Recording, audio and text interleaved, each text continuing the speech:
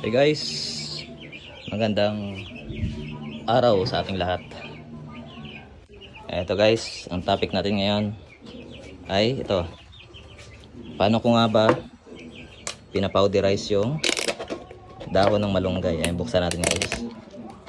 Ayan, powder yan siya. Inahalo ko to sa pagkain nila. So tara. So guys, dito na tayo.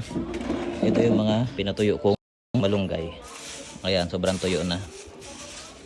Ayan. Dapat guys, tuyong-tuyo para quality.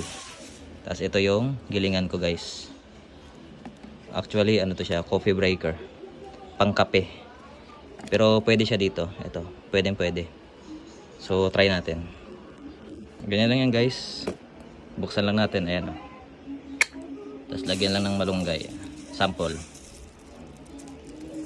Ayan. Kahit punuin natin yan guys, pwede yan. Ayan. Tapos try natin yan.